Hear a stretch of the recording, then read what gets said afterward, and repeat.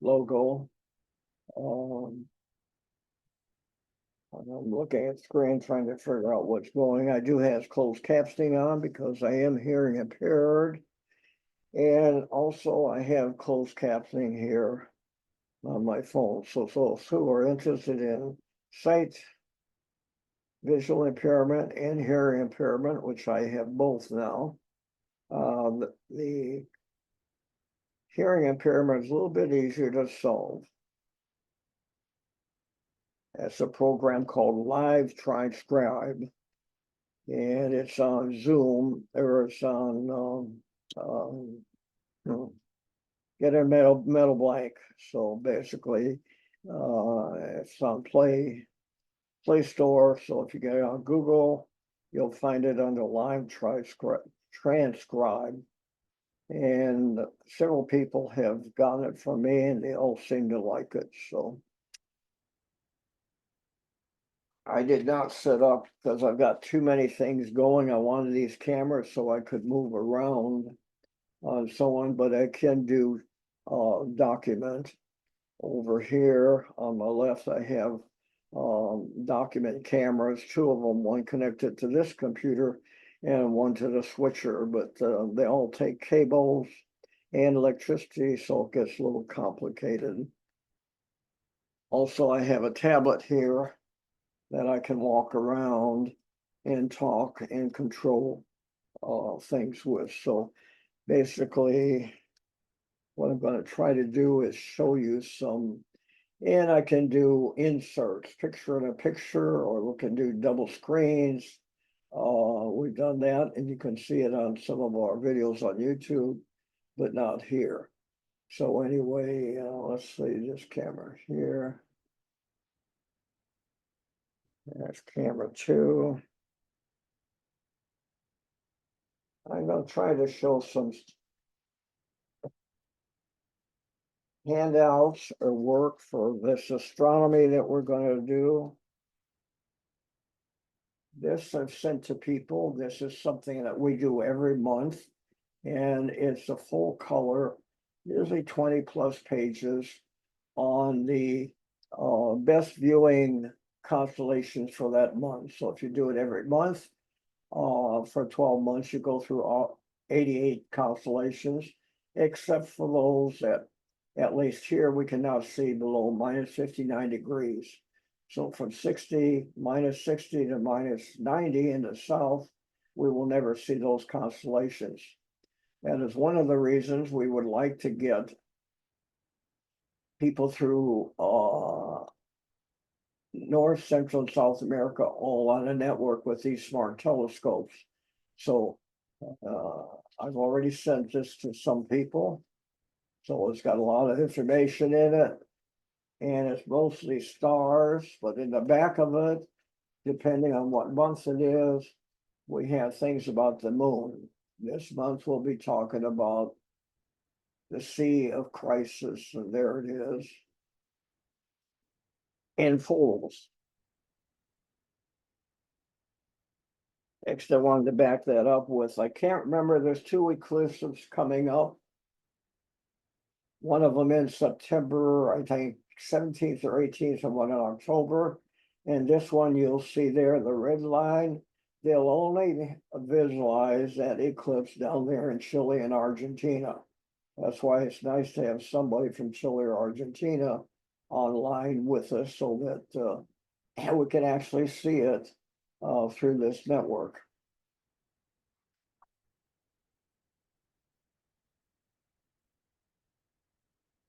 And here is just for those starting out. We usually start out with a couple things. Let me get this there. One, we start with the moon because it's available, it's big, it's bright, it's easy to find, and there's about 3,000 things you can study. So we study the most common ones related to what we're doing on getting man and woman and the moon, and China's doing that too. So the other one is called the Royalty of the Sky, the King Cephus, which is viable and visible this month, and then the Cassiopia, the Queen, and then the Princess Andromeda. And then right along there, you must first start with the North Star and work your way down. These are all circumpolar, so they're available, generally speaking, year round to most people. Here's the Big Dipper, and then you have the North Star and the Little Dipper available. This shows you a good example of the North Star or of the Big Dipper. We usually start with it, and if you look very close up there in the right-hand corner, you'll see one of the Messier objects. So there's Messier objects above the Big Dipper there. You'll see in Bode's galaxy. And then on the left there, you'll have the Pinwheel galaxy and a couple others. So you've got at least 1, 2, 3, 4, 5 galaxies that you can study. So you can do a mini Messier marathon just with looking at the Big Dipper. And then you have your double star there, Mizar, which is a double star, which most of this you can get with the smart telescopes. So we've gotten this cigar up there above the Big Dipper here, and the Pinwheel, and well, no, it's not here, but we've got the ring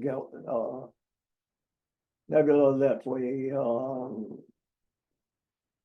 featured in the July issue of our Sky Tour magazine. So on the floor there, I'm going to move this out of the way a little bit. You'll see a map,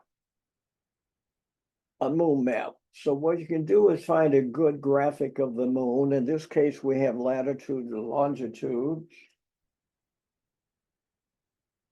And we've got another one coming with the far side, because we just realized we didn't have the far side in our discussions for International on the Moon Night.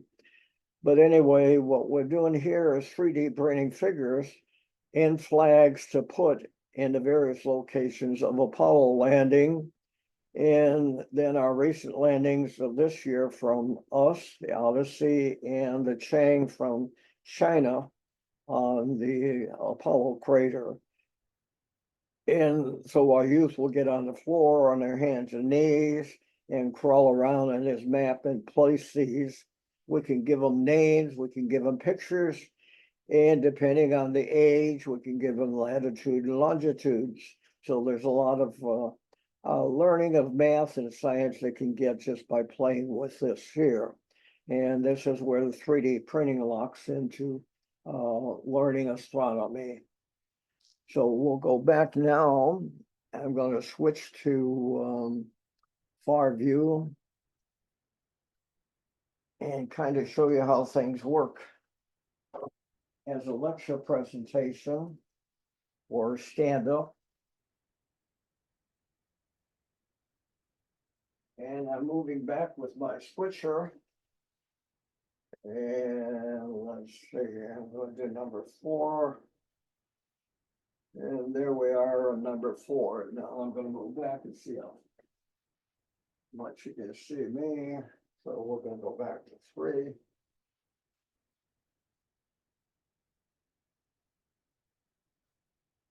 Three is better up close. Here you can see me with my switcher.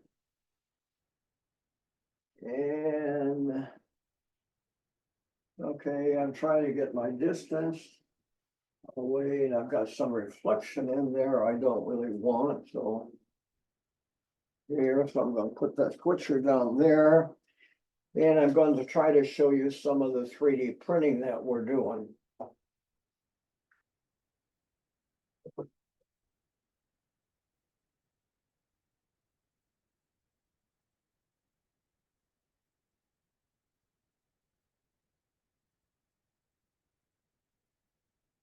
Now, for those who are going to follow through with this, on your International Moon Night, one of the first craters that you see when you get the Terminator start to come over, and the Terminator goes from east to west.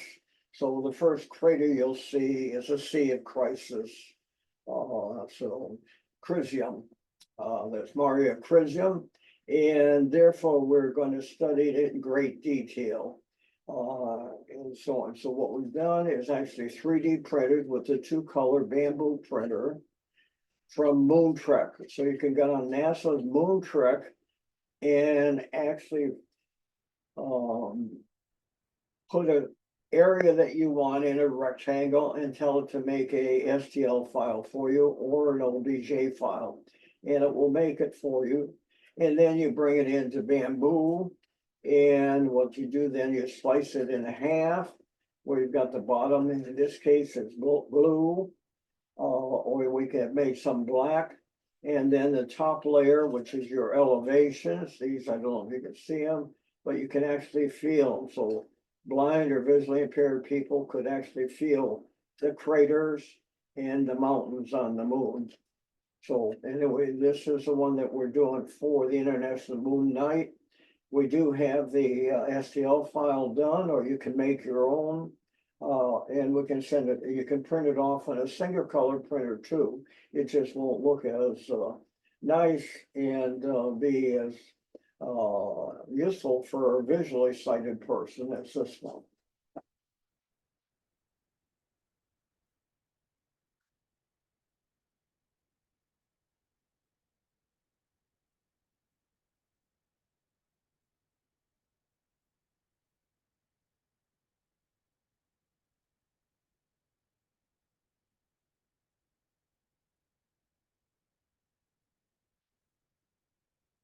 Here's another one now.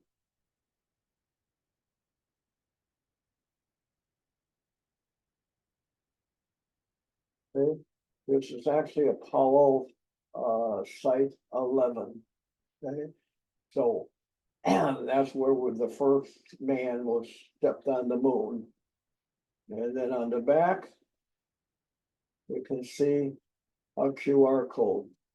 So on the back of these, we can print a QR code, and that QR code can have a website on it with a PDF file that tells all about the Apollo 11 and so on. It can have photographs, or it can have just the information about this crater and so on. So we can we're also working with, in addition to QR codes, we're working with little RFID that we can put on there that you can read with most cell phones now with near field communications, NFC. So most of these things you can get up to 1,000 ASCII characters in, so you can get a fair amount of information on a 1 by 1 inch circle or 1 by 1 inch square.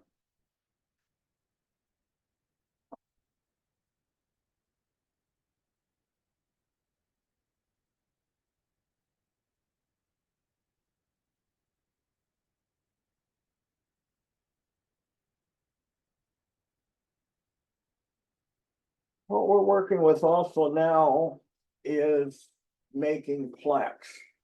This is a plaque, it's red, you won't be able to see it, but down here it says in Braille, Apollo, APOLLO, all the letters on there. And what we can do is actually then hot glue this to the back of these things. So we have a program that makes Braille. This is one now. This one was large. This one is smaller. So this is actually 2 plaques put together, and we can put more. This is done with Openscad, and the program was made by somebody we got from Thingtiverse. So it's free and it's open source. So by going in and manipulate it, we can make, for example, this one was only this thick, and we can multiply it. All we have to do is say times 1, times 2, times 3, and it gets bigger and bigger, bigger in Openscad. It said this one here, all we did was take it and copy it So we got 3 lines, and we can have 6 lines, or we can have 9 lines.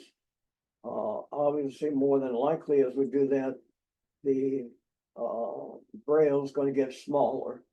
So, but it's still not small as you see on some of the ATM machines or some of the elevators around. So it still should be easy to read. We don't have anybody here right now that reads Braille, but we're working on that too.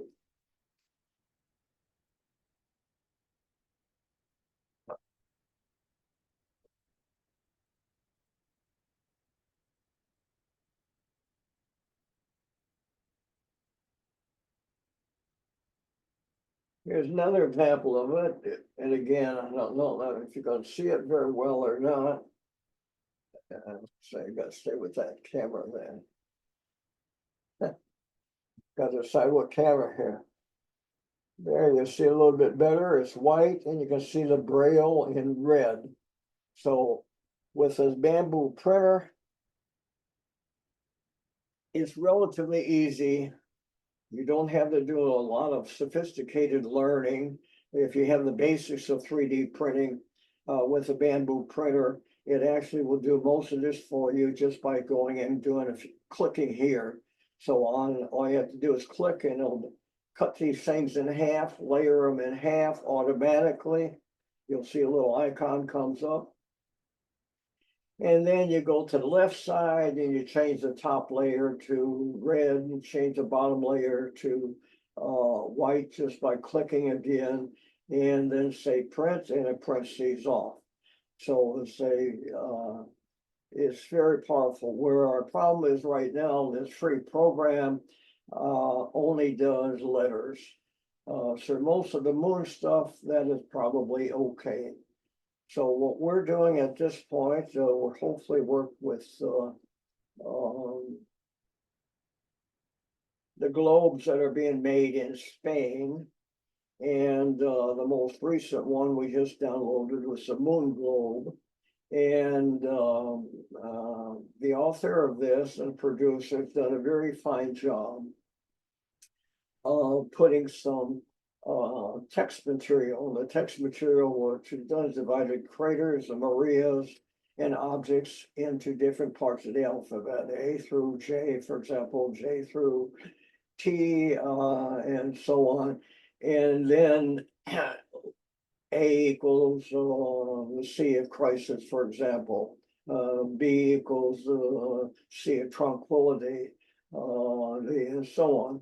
And then behind that A is the Braille for that. So what we're doing basically is working on, depending on what we're working with at the time, is making a bid like you just saw for the QR code.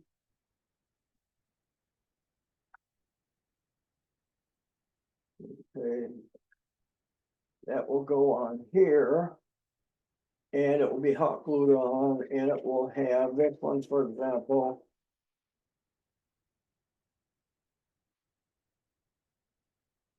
Down here has Apollo on there.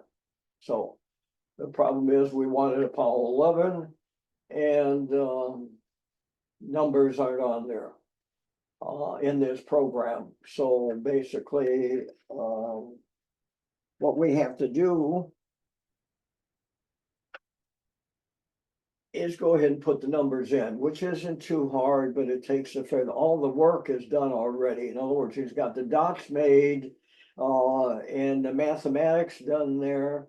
So then all we have to do is figure out how to make the numbers. In other words, we've got to add the number sign there and then put in A through J, what it is, if it is 1 through 9, and so on. So we just haven't gotten to that yet. Hopefully by the International for the Moon Night, we'll have that done. What we're doing right now is working on what size we need to put on these craters, because we can actually print those out and have them available for September 14th with the Braille on there. We hope to get some visually impaired and hearing impaired students there.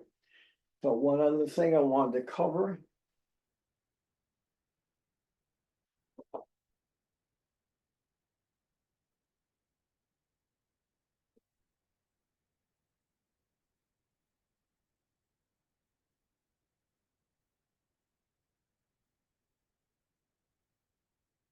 For those who haven't followed it, this is the package of a dwarf chew. Very well done. Comes in a nice container, about the size of some women's purse, about the weight of some women's purses.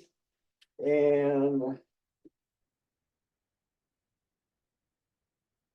very well made.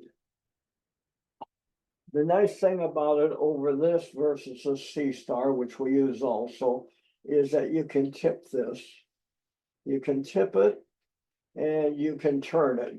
So when you're doing a hard find in the sky for an object, even the moon is sometimes hard to find, you can manually try to locate the moon. Plus, this one does have two telescopes, wide angle and a zoom or a telephoto. So basically, you can actually see some more of the sky. As I say, the C Star is nice, but the bottom line is this one is a lot easier to learn on and to work, and probably, in some people's opinion, doesn't get as good as a C Star.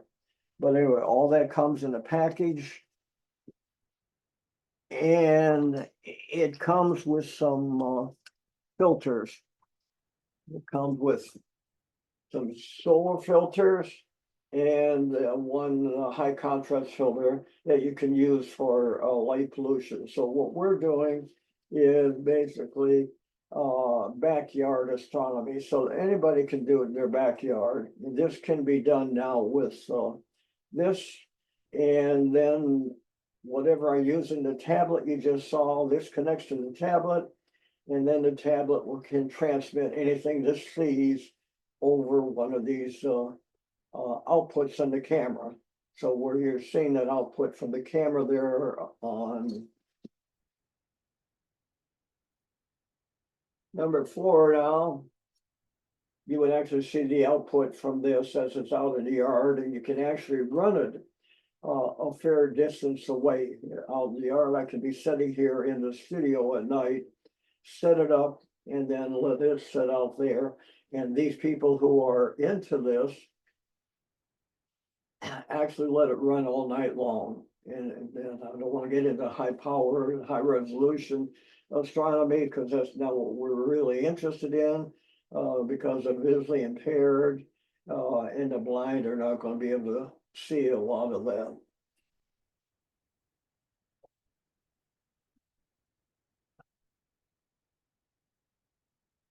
So I'm going to check and see. I still don't see anybody on.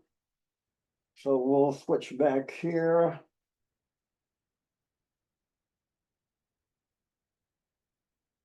So my system seems to be working fine. And I'm very pleased with it. We have been having some problems with sound, so we'll have to see how this comes out.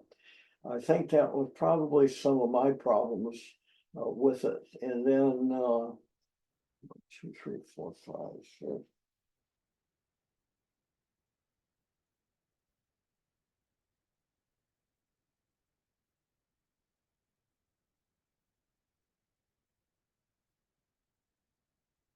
What I'm trying to do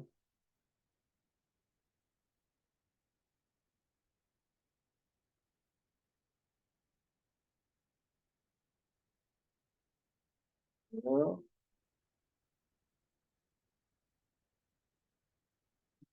okay, for some reason,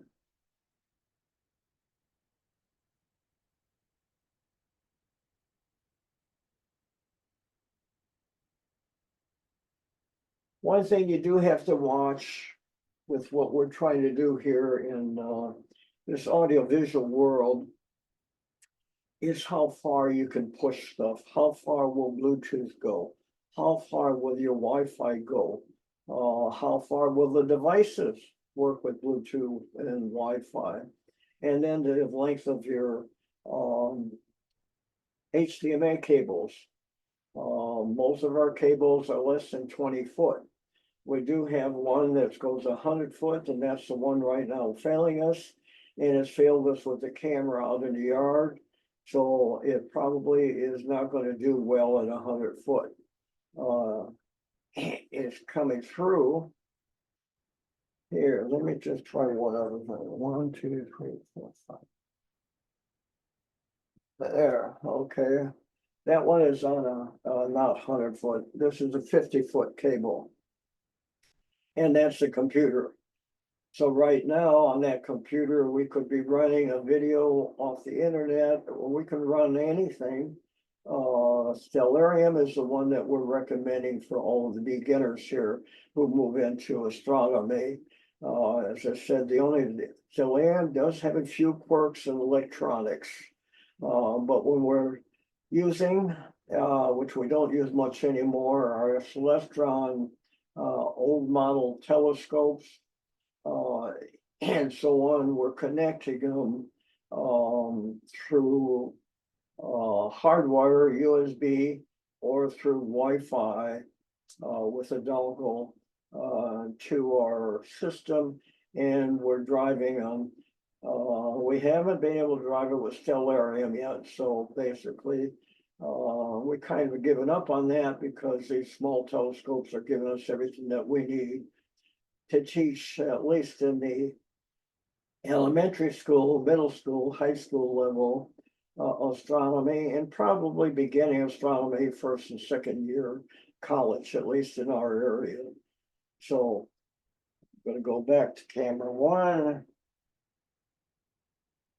And you'll see me again. So what I'm going to do now, I still don't see anybody in the waiting room. And I don't see anybody on chat, which is not an uncommon problem for us. For some reason, we're having a hard time developing a following on live YouTube. But on YouTube, we've got over 3,000 followers and viewers, and some of our things on STEM and STEAM has had thousands of views. One of them teaching how to dance a Mexican dance has had over 500,000 views. One of them teach astronomy with an old high-powered Celestron. I think it was a 8-inch with high-powered cameras. Has had, I think, 34,000 views. So we're getting a lot of views, but we're not getting a lot of what we call followers and dialogues that people want to work with us. So that's what we're trying to establish at this point. And thanks to Mike Simmons, we're getting some at least that we can have a dialogue with. But it doesn't seem like so far we get a lot that will communicate with us. And I can't tell if they're on YouTube, but on Zoom, I can tell because I have to send them the Zoom session number and the password. So anyway, I think that pretty well covers everything I wanted. The technology worked good for me here. And I was trying to think if there's any other technology before I sign off. Let's see where we're at. Oh yeah, 9:46. I did want to say that for those of you that are beginner, as a wrap up, if you wanted to learn anything about astronomy, one of the best places to start is a program, I think it's out of Europe, called Time and Date. You get on there and you can find out almost anything that you want about eclipses for sure. The picture I showed you is done off their eclipse chart. Not only will they give you a picture of the footprint, but they'll also give you a live animation of it going, that you can follow it. So it'll give you a lot. Then one of the most important thing is once we moved out of our time zone, which we're trying to establish a network in the time zone or around it, which right now is Central Standard Time, and maybe the time zone on either side of us, which to us would be Eastern and Mountain and maybe Pacific. All four cover the United States. I don't know yet how many will do, but we might want to get California in on this.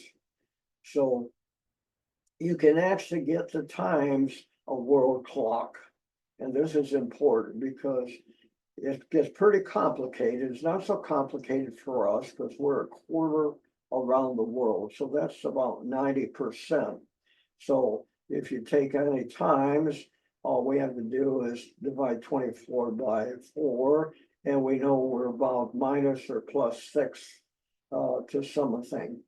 So basically, daylight saving time is -5.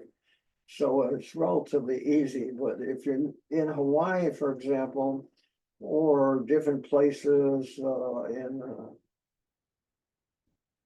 I was trying to think, in the islands in the Pacific, for example, it gets a little complicated. So on that world map, you can find Universal Time Code, UTC, or any time code that you want, and make it into a pop-up window and put it on your screen.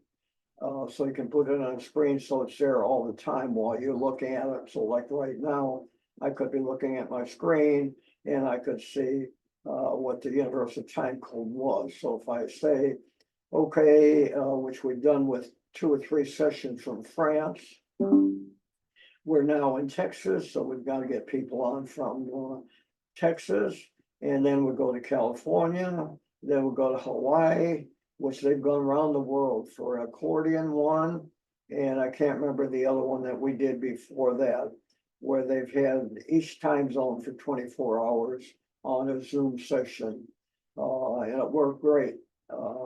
We did it here from Chile, and one of our other accordion players did it from Houston in our time zone. So anyway, look up time and date, and then hopefully we will see you on International Observe the Moon Night, and hopefully we'll have it on YouTube.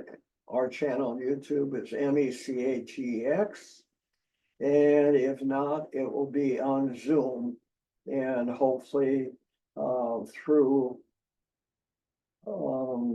A4E, the Slack system, we will have a network established by them in Argentina, maybe Panama, Colombia, Mexico, and the United States. So anyway, I'm going to put the logo up and leave it on for a little bit while I look around and see if anybody's been trying to get on our system but didn't make it.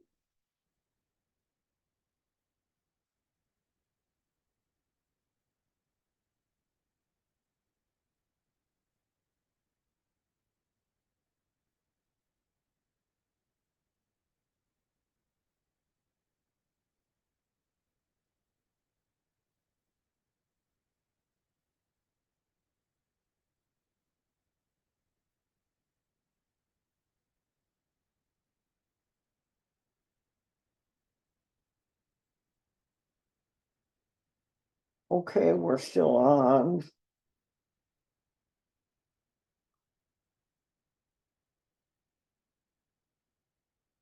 And sound is still on, so I'm gonna try to make this smaller and see, roam around my computer a little bit.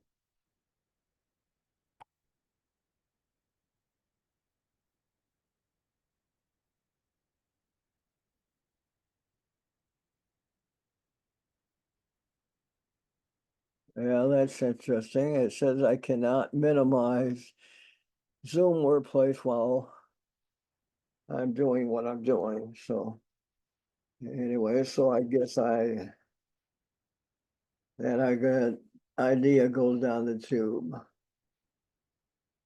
Well, interesting enough, when I moved it down, it did. But it got in what I call getting in through the back door.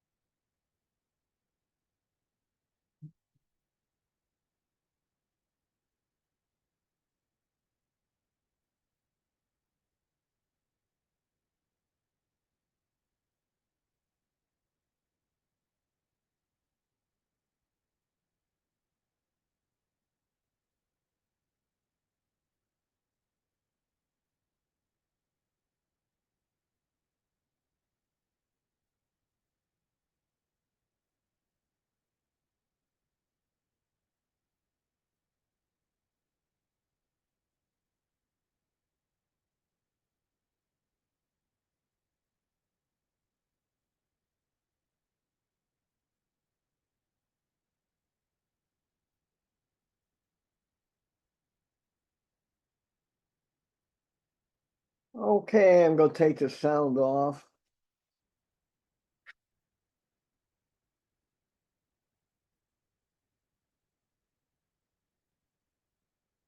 I'm gonna take the sound off, and I think what we'll try probably next time is put some music on at this point. So